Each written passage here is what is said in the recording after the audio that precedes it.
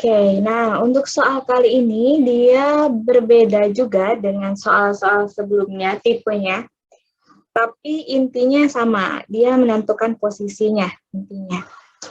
Perbedaannya di mana? Kalau sebelumnya bujur sangkar, kemudian meja bundar, nah ini adalah dia dalam bentuk antrian, jadi duduk berurutan dalam ujian wawancara. Jadi ada 6 mahasiswa nih duduk berurutan dalam ujian wawancara. Artinya nanti kita buat bidangnya atau simulasinya ya 1, 2, 3, 4, 5, 6 seperti itu ya. Misalkan di sinilah pintu untuk masuk wawancara. Ini untuk urutan pertama, kedua, ketiga, 4, 5, dan ke-6. Nah, dia punya ketentuan juga. Jadi ini tidak bersebelahan dengan Salim atau Tia, kemudian Nila duduk di dekat Tia, Tini duduk di dekat Jufri, Jufri duduk di sebelah Nila, Salim tidak ingin didahului Harto dan Harto bersebelahan dengan Tini, Tia duduk di urutan terakhir. Nah, jadi pertanyaannya bisa juga seperti ini. Kalau sebelum-sebelumnya kan kita menentukan siapa pernyataan yang benar. Nah, pernyataannya bisa dalam bentuk siapa duduk di urutan keempat.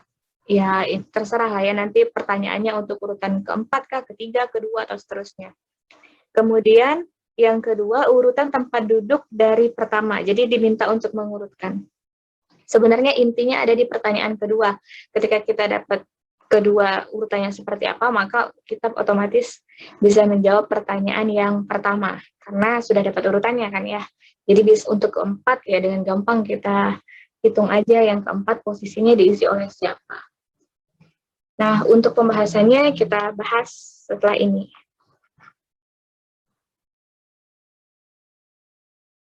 Oke, jadi sama seperti di penjelasan sebelumnya, berarti ada 6 posisi duduk, 1, 2, 3, 4, 5, 6. Ini ke-1, ke-2, ke-3, ke-4, ke-5, ke-6. Nah, ini agak berbeda. Kalau sebelumnya bujur sangkar, maka dia pernyataannya adalah berdampingan atau berseberangan, atau 2 kursi setelahnya, atau ketika lingkaran juga kurang lebih sama. Nah, ini adalah dia satu garis saja, duduk berurutan dalam suatu ujian wawancara. Nah, caranya adalah dengan, ya sama juga sebenarnya, dengan membuat simulasinya, tapi agak berbeda seperti ini. Kita buat dulu pernyataan pertama adalah, Tini tidak bersebelahan dengan Salim atau Tia. Jadi di sini Tini itu tidak bersebelahan dengan Salim atau Tia. Berarti dia tidak mungkin ya, tidak mungkin ada sebelahnya Tini itu ada Salim, atau tidak mungkin sebelahnya ada Tia. Dengan demikian, Tini, kalau kita ketemu pilihan jawaban Tini dan Salim, atau Tini dan Tia berdekatan, maka tidak mungkin ya jawabannya. Berarti untuk di nomor 2, kita lihat bahwa tidak mungkin yang C. Jadi yang C sudah pasti salah. Kemudian pernyataan selanjutnya, Nila duduk di dekat Tia. Nila duduk di dekat Tia. Nila duduk di dekat Tia. Oke. Kemudian, selanjutnya adalah Tini duduk di dekat Jufri. Jadi Tini di sini duduk di dekat Jufri. Dan Jufri duduk di sebelah Nila. Bisa jadi posisi terbalik bisa ya. Bisa Nila, Jufri, dan Tini, atau Tini, Jufri, dan Nila. Kemudian, selanjutnya Salim tidak ingin didahului oleh Harto.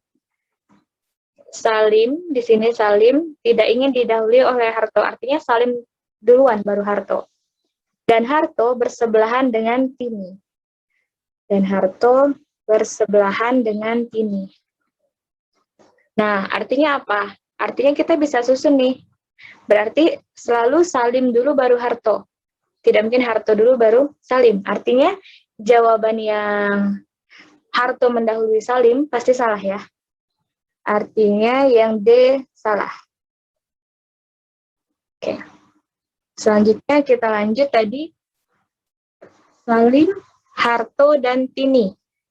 Artinya urutannya adalah Salim, Harto, dan Tini. Ini kita bisa naikkan ke atas ya.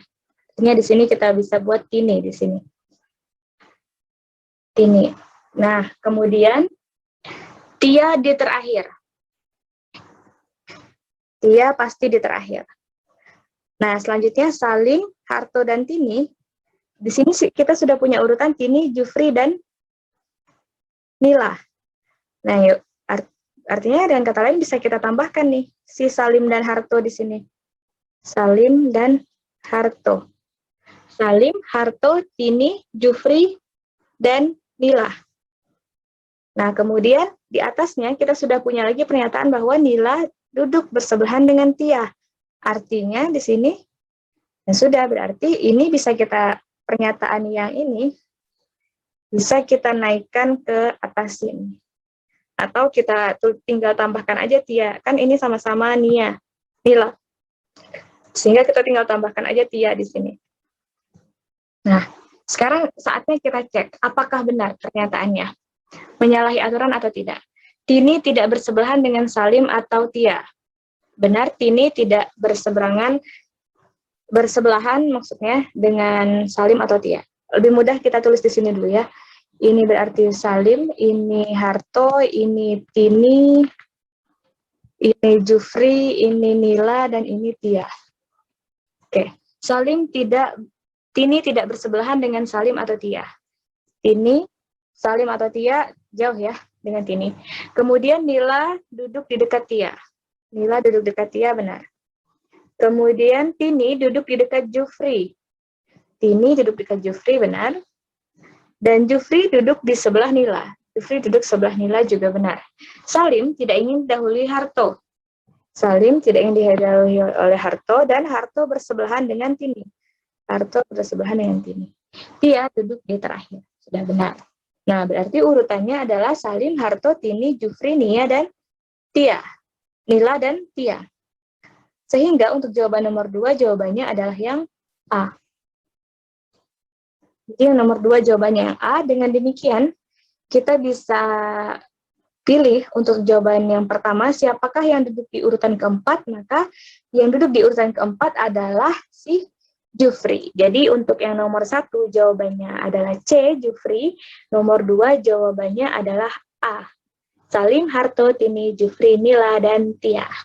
Jadi pembahasannya seperti itu teman-teman. Yang membedakannya adalah untuk ini, untuk ketika dia duduk berurutan atau duduk bersebelahan, tidak di meja bundar atau bujur sangkar, maka kita harus membuat kemungkinannya di daftar untuk lebih mudahnya. Silakan dicoba-coba dan dipahami. Demikian, terima kasih.